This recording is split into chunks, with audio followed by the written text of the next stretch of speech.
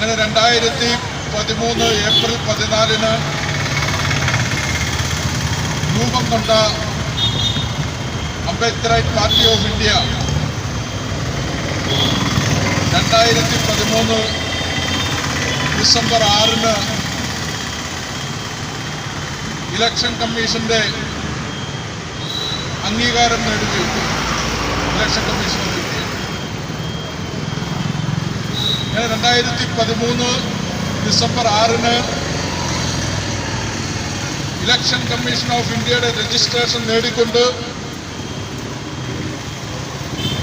ഈ രാജ്യത്തിന്റെ സമൂലമായ പുരോഗതിക്ക് വേണ്ടി, ഈ രാജ്യത്തിന്റെ സമഗ്രമായ മാറ്റത്തിനു വേണ്ടിയുള്ള പ്രവർത്തനങ്ങളുമായിട്ട് അംബേദ്കറൈറ്റ് പാർട്ടി ഓഫ് ഇന്ത്യ ഇന്ന് ഈ രാജ്യത്ത് പ്രവർത്തനം ആരംഭിച്ചിട്ട് 7 വർഷക്കാലമാണ്. 2013 ഏപ്രിൽ 14 എന്ന് പറയുന്നത്, അതുപോലെ തന്നെ 2013 ഡിസംബർ 6 എന്ന് പറയുന്നത് അംബേദ്കറൈറ്റ് പാർട്ടി ഓഫ് ഇന്ത്യയെ സംബന്ധിച്ചിടത്തോളം ഇന്ത്യ മഹാരാജ്യത്ത് മറ്റൊരു പാർട്ടിക്കും നേടിയെടുക്കാനാവാത്ത തരത്തിലുള്ള ഒരു ചരിത്രം സൃഷ്ടിച്ചുകൊണ്ടാണ് പാർട്ടിയുടെ പ്രവർത്തനം തുടങ്ങുന്നത്. നമുക്കറിയാം, ബാബാ സാഹേബ് ഡോക്ടർ ബി.ആർ. അംബേദ്കർ, അദ്ദേഹത്തിന്റെ ജന്മദിനം എന്ന് പറയുന്നത് 1891 ഏപ്രിൽ 14 ആധുനിക ഇന്ത്യയുടെ രാഷ്ട്രപിതാവ്, ജനാധിപത്യ ഇന്ത്യയുടെ പിതാവ് എന്നൊക്കെ വിശേഷണങ്ങൾക്ക് അർഹമായ ബാബാ സാഹേബ് ഡോക്ടർ ബി.ആർ. അംബേദ്കർ ജനിച്ച ദിവസം തന്നെ ഈ രാഷ്ട്രീയ പാർട്ടി രൂപം കൊള്ളുകയും അദ്ദേഹത്തിന്റെ മഹാപരിനിർവാണ ദിനമായ December 6 election commission of India അംഗീകരിച്ചുകൊണ്ട് പ്രഖ്യാപനം നടത്തുകയും ഉണ്ടായ ഒരു രാഷ്ട്രീയ പാർട്ടി. അതുപോലെ തന്നെ ഈ രാജ്യത്ത് ഈ പാർട്ടി പ്രഖ്യാപിക്കുന്നതിന് മുമ്പേ തന്നെ ഈ പാർട്ടിയുടെ നയം ഈ രാജ്യത്ത് ജനങ്ങളുടെ മുമ്പിൽ അവതരിപ്പിച്ചുകൊണ്ട്, ഈ രാജ്യത്ത് പാർട്ടിയുടെ പദ്ധതികളെ ഈ ഇന്ത്യ മഹാരാജ്യത്തെ ജനങ്ങളുടെ മുൻപാകെ അവതരിപ്പിച്ചുകൊണ്ടാണ്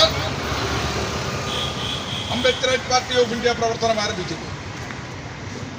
ഇന്ത്യയിൽ ഒരു പാർട്ടി പോലും, നിലവിൽ ഒരു പാർട്ടിക്ക് പോലും അതിന്റെ രൂപീകരണത്തിന് മുമ്പ് അതിന്റെ പദ്ധതി അവതരിപ്പിച്ചുകൊണ്ട് ജനങ്ങളുടെ മുൻപാകെ എത്താൻ കഴിയാത്ത ഒരു സാഹചര്യത്തിൽ ഇന്ത്യ മഹാരാജ്യത്ത് അംബേദ്കറൈറ്റ് പാർട്ടി ഓഫ് ഇന്ത്യ അതിന്റെ നയം ജനങ്ങളുടെ മുൻപാകെ അവതരിപ്പിച്ചുകൊണ്ട് ഇന്ത്യയിൽ ഒരു ചരിത്രം സൃഷ്ടിച്ചു. ഒരുപക്ഷെ ലോകത്ത് തന്നെ ആദ്യമായിട്ടായിരിക്കും ഒരു രാഷ്ട്രീയ പാർട്ടി അതിന്റെ പദ്ധതികൾ പ്രഖ്യാപിച്ചുകൊണ്ട് രാജ്യത്തെ ജനങ്ങളുടെ മുമ്പിലേക്ക് വരുന്നത് എന്നുള്ള കാര്യം നമ്മൾ വിസ്മരിച്ചുകൂടാ.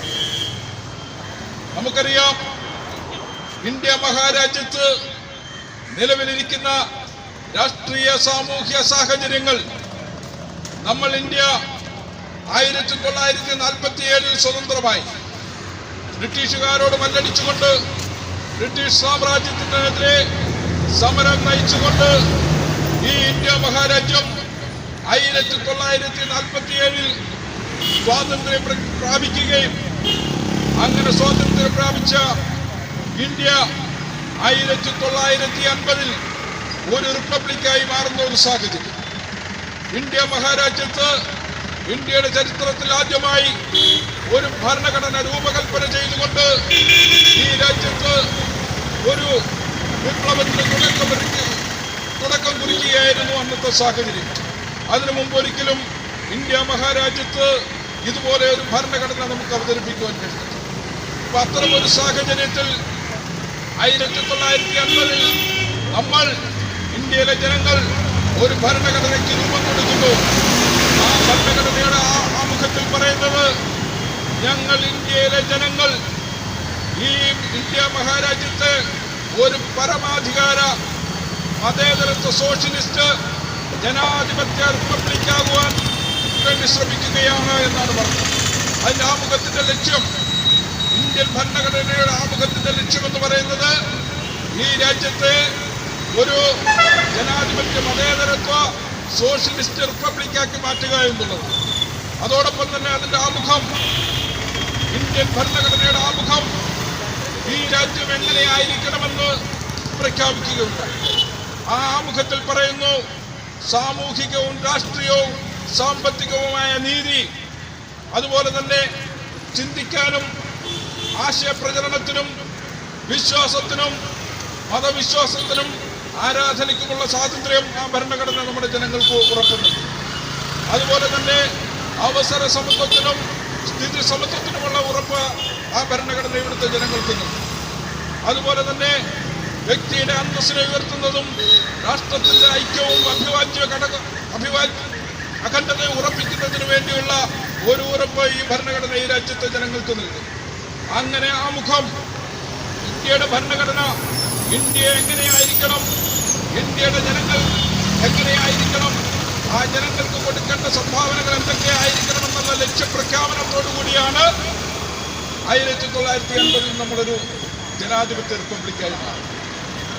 അതിനുശേഷം നമ്മളൊന്ന് പരിശോധിച്ചു നോക്കാം. ഇന്ത്യയുടെ ഭരണഘടന മുമ്പോട്ട് വെച്ച ലക്ഷ്യങ്ങൾ, ആ ലക്ഷ്യങ്ങൾ എത്രമാത്രം നമുക്ക് ഈ രാജ്യത്ത് നേടിയെടുക്കുവാൻ കഴിയും, അതാണ് പരമപ്രധാനമായ കാര്യം.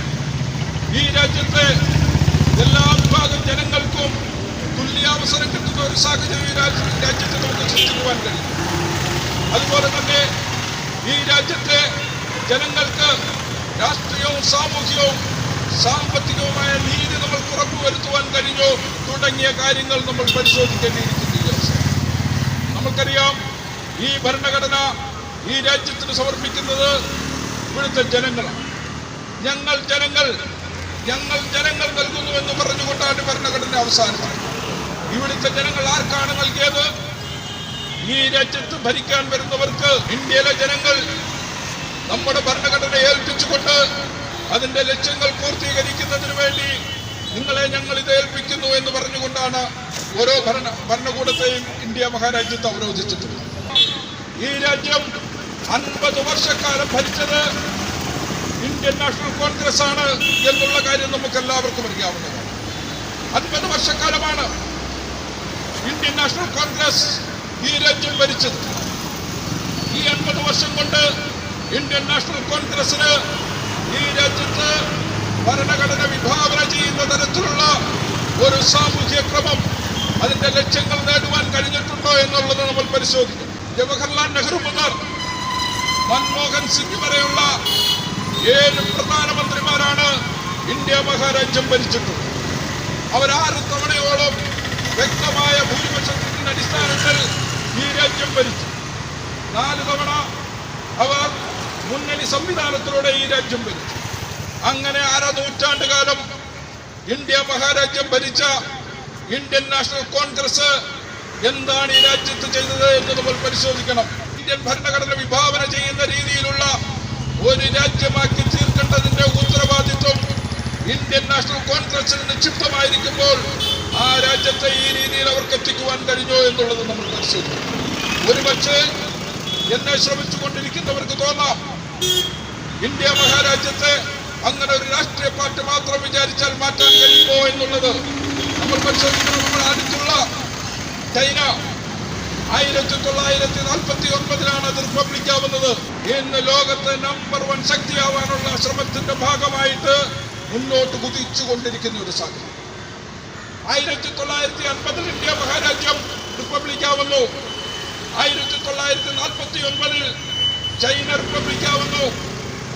ചൈന ഇന്ന് അമേരിക്കയുടെ തൊട്ടുപിറകിൽ ഒരു വമ്പൻ ശക്തിയാവാനുള്ള ശ്രമത്തിന്റെ ഭാഗമായിട്ട് മുന്നേറുമ്പോൾ ഇന്ത്യ മഹാരാജ്യം കടുത്ത ദാരിദ്ര്യത്തിൽ, സാമ്പത്തികമായി ഒരുപാട് പിന്നോക്കം പോകുന്ന, ആഭ്യന്തര ഉൽപാദനം പോലും കുറഞ്ഞ് തകർന്നടിഞ്ഞ് ദാരിദ്ര്യത്തിന്റെ പട്ടിണിയുടെ പടുകുഴിയിലേക്ക് മാറുന്ന ഒരു രാജ്യമായി മാറിക്കൊണ്ടിരിക്കുന്ന സാഹചര്യമാണ്. അതാണ് ഈ നാളുകളിൽ വരെയായിട്ടും ഈ രാജ്യം ഭാര്യമാർ മാറി ഭരിച്ചവർ ഈ രാജ്യത്ത് നടത്തിയ സംഭാവന. എന്തേ ഇത് സംഭവിക്കാതെ പോയി? ഈ രാജ്യം മുന്നോട്ട് പോയില്ല. അതേ, ഈ രാജ്യത്ത് അധികാരത്തിൽ വന്ന രാഷ്ട്രീയ പാർട്ടികൾക്ക് അവർക്ക് വ്യക്തമായ ഒരു പ്ലാൻ ഇല്ലായിരുന്നു. അവർക്ക് ഈ രാജ്യത്തെ എങ്ങനെ നയിക്കണമെന്നറിയില്ലായിരുന്നു. എന്നീ കാണുന്ന സൗധങ്ങൾ, എന്നീ കാണുന്ന വ്യവസായശാലകൾ, ഇന്നീ ജംഗ്ഷനിൽ കാണുന്ന ബിസിനസ് സ്ഥാപനങ്ങൾ എല്ലാം കോൺഗ്രസിന്റെ ഔദാര്യത്തിലുണ്ടായതല്ല. അത് ബാബാ സാഹേബ് അംബേദ്കറിന്റെ ചിന്തയിൽ നിന്നും അദ്ദേഹത്തിന്റെ ഇലക്ട്രിസിറ്റി നയത്തിന്റെ ഭാഗമായിട്ടും ഒക്കെ ഈ രാജ്യത്ത് രൂപം കൊണ്ടുവന്നതാണ് ഇന്നീ കാണുന്ന അഭിവൃദ്ധികൾ എന്ന് പറയുന്നത്. അതിൽ പോലും കൃത്യമായ ഒരു ധാരണയില്ലാതെ ഈ രാജ്യത്തെ പിന്നോട്ടടിക്കുന്ന ഒരു രാഷ്ട്രീയ പ്രസ്ഥാനമായിട്ട് ഇന്ത്യൻ നാഷണൽ കോൺഗ്രസിന് മാറാൻ കഴിഞ്ഞു എന്നുള്ളത് നമ്മൾ മനസ്സിലാക്കണം. നമ്മുടെ രാജ്യം ഇന്ന് 17 ലോക്സഭാ തെരഞ്ഞെടുപ്പുകളെയാണ് അഭിമുഖീകരിച്ചത്. അതിൽ ഭൂരിഭാഗം സമയവും ഇന്ത്യ ഭരിച്ചിരുന്നത് ഇന്ത്യൻ നാഷണൽ കോൺഗ്രസ്. അപ്പോൾ ആ ഉത്തരവാദിത്വത്തിൽ നിന്നും ഇന്ത്യൻ നാഷണൽ കോൺഗ്രസിന് മാറാൻ കഴിയില്ല എന്ന് നമുക്ക് മനസ്സിലാക്കുവാൻ കഴിയും. അവരുടെ സാമൂഹികവും രാഷ്ട്രീയവും സാമ്പത്തികവുമായ ഇടപെടൽ ഈ രാജ്യത്തെ എവിടെ കൊണ്ടുവന്നെത്തിച്ചു എന്ന് നമ്മൾ പരിശോധിക്കണം. 1976 42ാം ഭരണഘടനാ ഭേദഗതിയിലൂടെ ഇന്ത്യൻ ഭരണഘടനയുടെ ആമുഖത്തിൽ മതേതരത്വവും സോഷ്യലിസവും എഴുതി ചേർത്തത് ഇന്ത്യൻ നാഷണൽ കോൺഗ്രസ് ആണ്.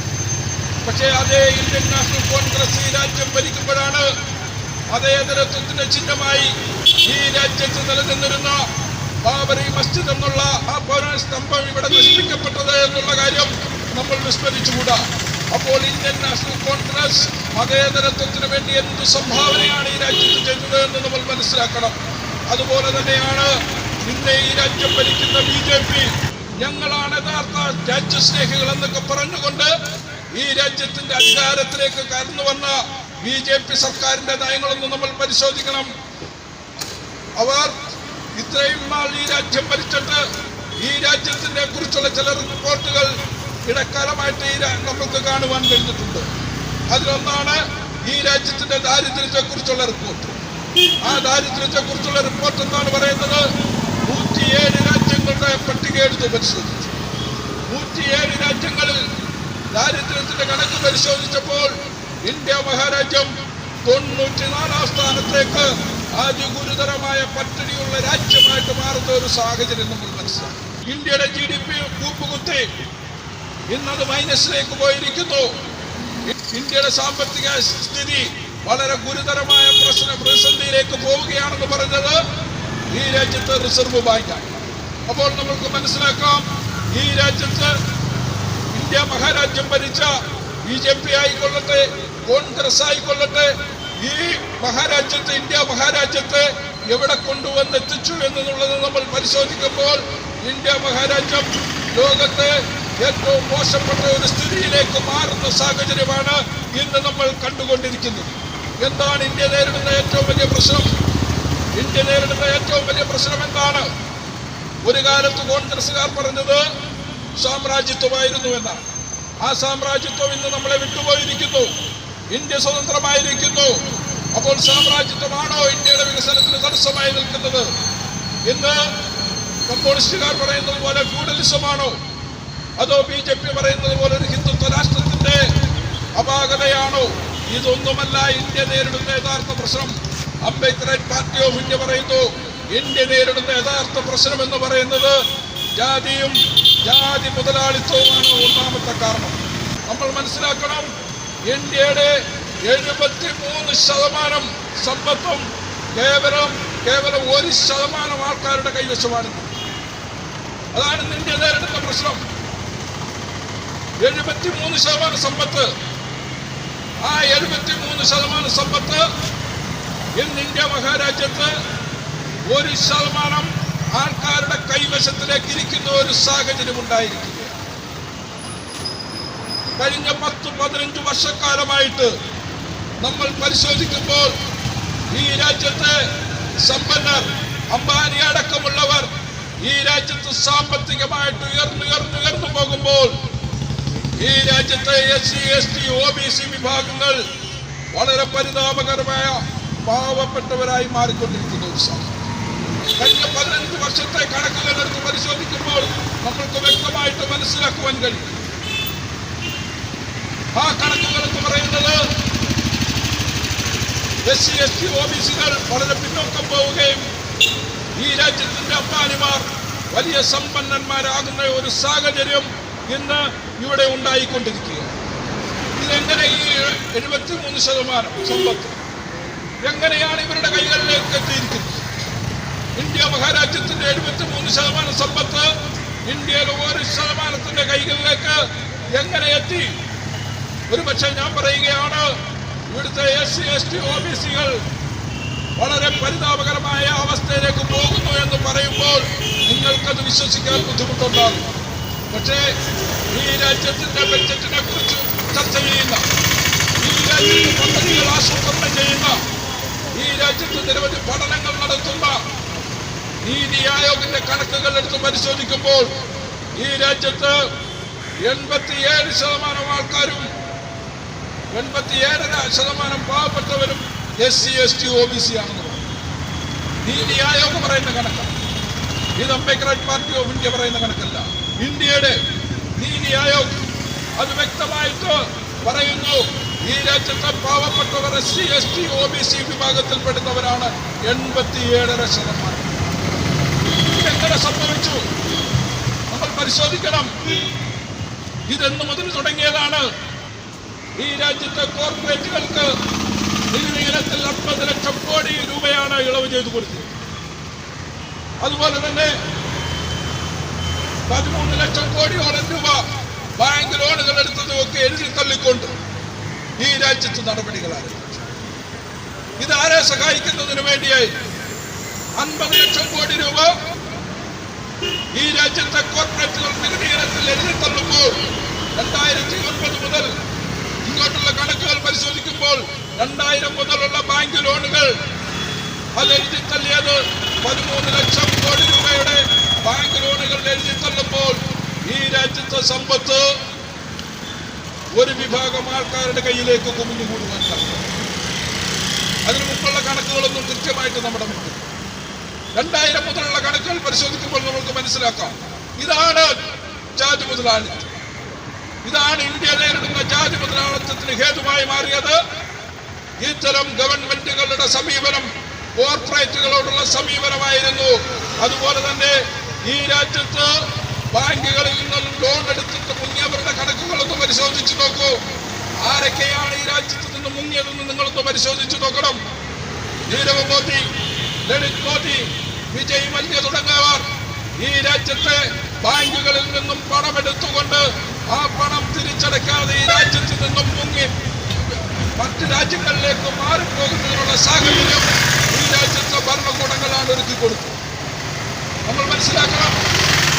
ഒരു പക്ഷേ ഇവിടെ കേൾക്കുന്ന സാധാരണക്കാരന് തോന്നും, ഇവിടുത്തെ ബാങ്കുകളുടെ ആ ബാങ്കുകളിലെ പണം അത് ലോണായിട്ട് തിരിച്ചടച്ചില്ലെങ്കിൽ ഞങ്ങൾക്കെന്ത് സംഭവിക്കുമെന്നുള്ളത്. പക്ഷെ നിങ്ങൾ മനസ്സിലാക്കേണ്ട ഒരു കാര്യം, ബാങ്കുകളിൽ നിക്ഷേപിക്കുന്ന പണം എന്ന് പറയുന്നത് ഇവിടുത്തെ സാധാരണക്കാർ, ഇവിടുത്തെ പ്രവാസികളുടെയാണ്. ഇവിടുത്തെ സാധാരണ ബിസിനസ്സുകാരടക്കമുള്ളവർ ഈ ബാങ്കുകളിൽ കൊണ്ടുവന്ന് നിക്ഷേപിക്കുന്ന തുകയെടുത്താണ് ഇവിടുത്തെ വൻപൻ കോർപ്പറേറ്റുകൾക്ക് ഇവിടുത്തെ ബാങ്കുകൾ ലോണായിട്ട് കൊടുത്തത് എന്നുള്ള കാര്യം നമ്മൾ മനസ്സിലാക്കും. ആ ബാങ്കുകൾ ഈ പണം തിരിച്ചു കൊടുക്കാൻ ബാധ്യസ്ഥരാണ്. ഈ നിക്ഷേപകർക്ക്, ബാങ്കിൽ നിക്ഷേപം നടത്തിയവർക്ക് ഈ പണം തിരിച്ചു കൊടുക്കാൻ അവർ ബാധ്യസ്ഥരാണ്. അതുകൊണ്ട് എന്ത് ചെയ്യും? ഗവൺമെന്റ് ഇത്തരം പണം, ഈ സാധാരണക്കാരുടെ പണം, ബാങ്കിലെ ഡെപ്പോസിറ്റുകൾ തിരിച്ചു കൊടുക്കുന്നതിന് വേണ്ടി ഗവൺമെന്റ് നികുതി പണത്തിൽ നിന്നും ഈ ബാങ്കുകൾക്ക് പണമടയ്ക്കുകയും അങ്ങനെ ഈ രാജ്യത്തിന്റെ വികസനത്തിന് വേണ്ടി ഉപയോഗിക്കുന്ന പണം കോർപ്പറേറ്റുകളുടെ കൈകളിലേക്ക് പോയി അത് മുതലാളിമാർക്ക് സഹായകരമാകുന്ന രീതിയിലേക്ക് മാറുന്ന ഒരു സാഹചര്യമാണ് ഇന്ത്യയിൽ നമുക്ക്. അപ്പൊ അതിനൊക്കെ എതിരെയാണ് ഡെമോക്രാറ്റിക് പാർട്ടി ഓഫ് ഇന്ത്യ അതിന്റെ പ്രവർത്തനം ആരംഭിച്ചുകൊണ്ടിരിക്കുന്നത്. നമ്മൾ മനസ്സിലാക്കണം, ഇത്തരം പ്രശ്നങ്ങൾ നമ്മുടെ രാജ്യം അഭിമുഖീകരിച്ചുകൊണ്ടിരിക്കുമ്പോൾ ഈ രാജ്യത്തിന്റെ അധ്വാന ശക്തിയെ, ഈ രാജ്യത്തിന്റെ യുവജനങ്ങളുടെ ഭാവിയെ സംബന്ധിച്ചുള്ള ഇവരുടെ കാഴ്ചപ്പാടുകൾ എന്താണെന്നുള്ളത് നമ്മൾ പരിശോധിക്കേണ്ടിയിരിക്കും. നമുക്കറിയാം,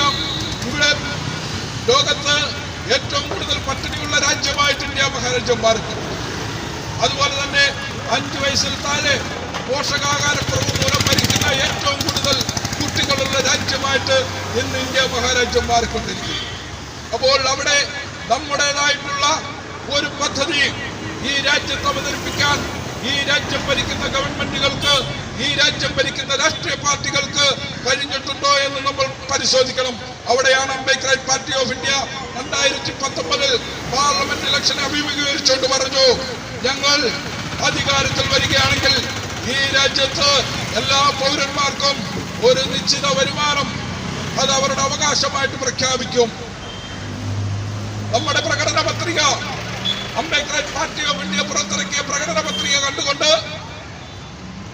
ഈ ഇന്ത്യ മഹാരാജ്യത്ത് ഇലക്ഷനെ അഭിമുഖീകരിച്ച ഇന്ത്യൻ നാഷണൽ കോൺഗ്രസിന്റെ നേതാവ് രാഹുൽ ഗാന്ധി അതിനെ കോപ്പിയടിച്ചു. അദ്ദേഹം പറഞ്ഞു, മിനിമം വേതനം ഞങ്ങൾ കൊടുക്കും. എങ്ങനെ കൊടുക്കുമെന്നുള്ള ചോദ്യത്തിന് രാഹുൽ ഗാന്ധിക്ക് മറുപടി. അംബേദ്കർ പാർട്ടി ഓഫ് ഇന്ത്യക്ക് ഈ രാജ്യത്ത് സാധാരണക്കാരന് ഒരു നിശ്ചിത വരുമാനം അവന്റെ അവകാശമാക്കി മാറ്റാൻ എങ്ങനെ കഴിയുമെന്നുള്ളതിനെ കുറിച്ചുള്ള ധാരണ കൃത്യമായിട്ടുണ്ടായിരുന്നു.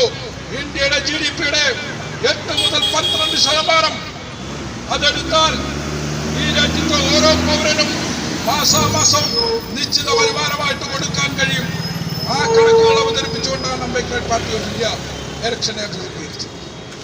8 മുതൽ 12% GDP-യുടെ നമ്മുടെ ആഭ്യന്തര ഉത്പാദനത്തിന്റെ 8 മുതൽ 12% എടുത്താൽ ഈ രാജ്യത്തെ ഓരോ പൗരനും 1000-1200 രൂപ വെച്ച് മാസം കൊടുക്കാൻ കഴിയുന്ന ഒരു സാഹചര്യം ഇന്ത്യ മഹാരാജ്യത്തുണ്ടെന്ന് അംബേദ്കർ പാർട്ടി ഓഫ് ഇന്ത്യ പ്രഖ്യാപിച്ചു.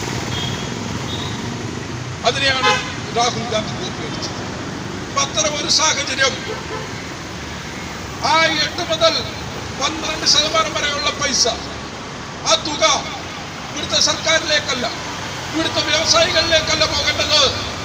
അത് ഇന്ത്യയിലെ ജനങ്ങൾക്ക് കൊടുക്കണമെന്ന് പറഞ്ഞത് ഇന്ത്യയിലെ ഒരേ ഒരു പാർട്ടിയാണ്, അംബേദ്കർ പാർട്ടി ഓഫ് ഇന്ത്യ എന്നുള്ള കാര്യം ഞാനിവിടെ ഓർമ്മിപ്പിക്കുകയാണ്. അങ്ങനെ രാജ്യത്തെ ജനങ്ങളുടെ പ്രശ്നങ്ങളിൽ ഇടപെട്ടുകൊണ്ട് ജനങ്ങൾ ഒരു പ്രതിപക്ഷ പാർട്ടിയെ പോലെ ഈ രാജ്യത്ത് പ്രവർത്തിച്ച പാർട്ടിയാണ് അംബേദ്കർ പാർട്ടി ഓഫ് ഇന്ത്യ.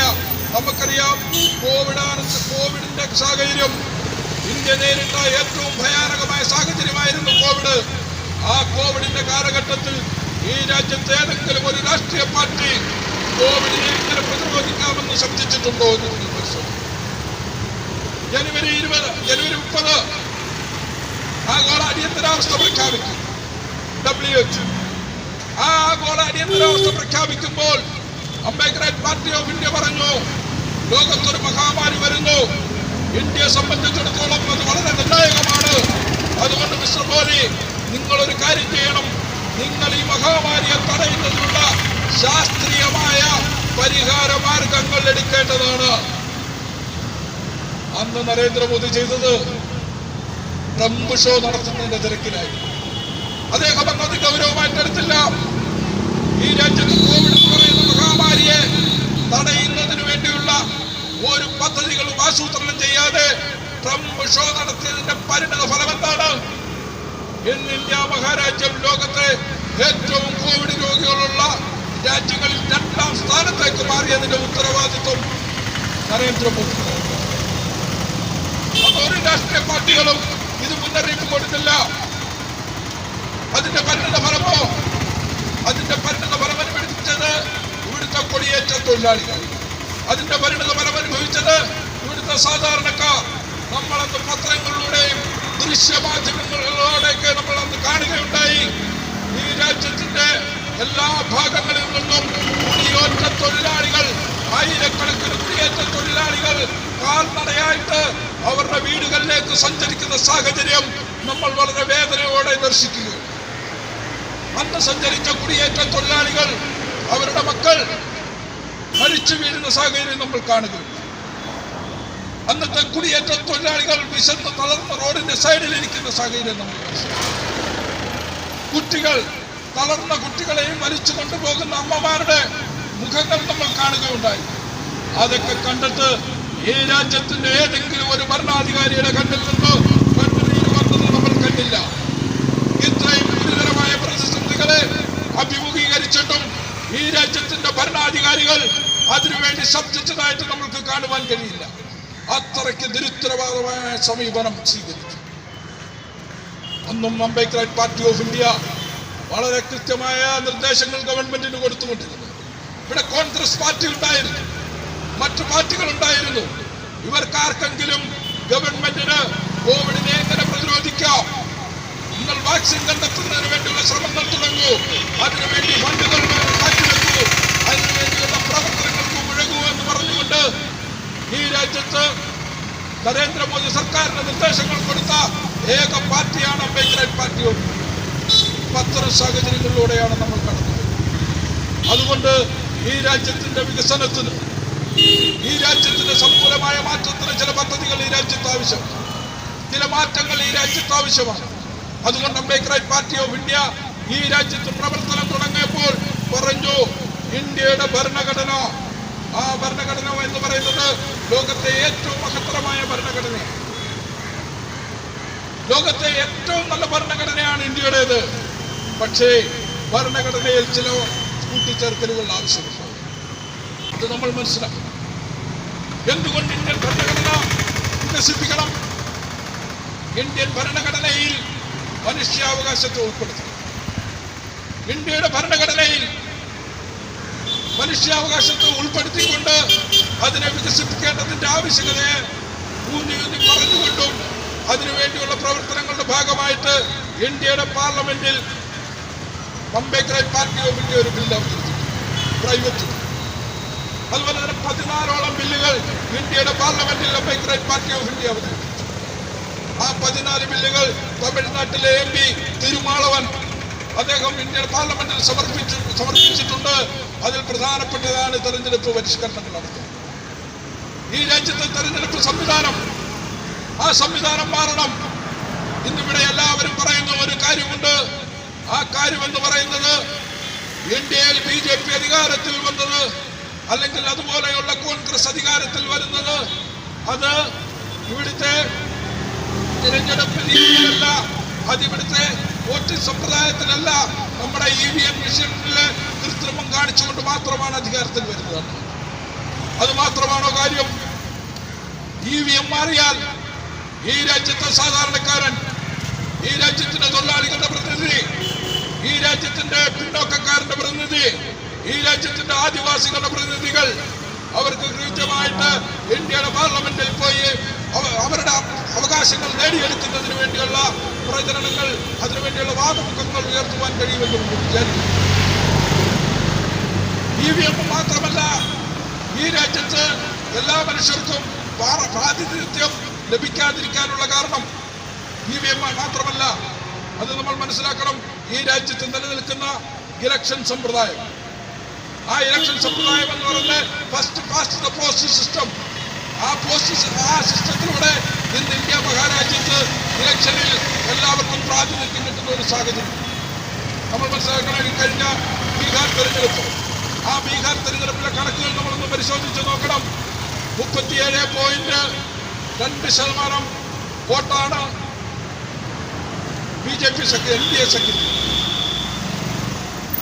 അതുപോലെ തന്നെ നേരെ 0.1% കുറവ് മാത്രമാണ് മഹാസഖ്യത്തിന് ലഭിച്ചത്. ഏകദേശം 12,500 വോട്ടിന്റെ വ്യത്യാസം. ആ 12,500 വോട്ടിന്റെ വ്യത്യാസത്തിൽ കിട്ടിയ സീറ്റുകളുടെ എണ്ണം എന്ന് പറയുന്നത് 15 സീറ്റുകൾ. 12,500 വോട്ടിന്റെ വ്യത്യാസത്തിൽ NDA സഖ്യത്തിന് അധികമായി ലഭിച്ചത് 15 സീറ്റുകളാണ്. അതെങ്ങനെ സംഭവിച്ചു? നമുക്കറിയാം.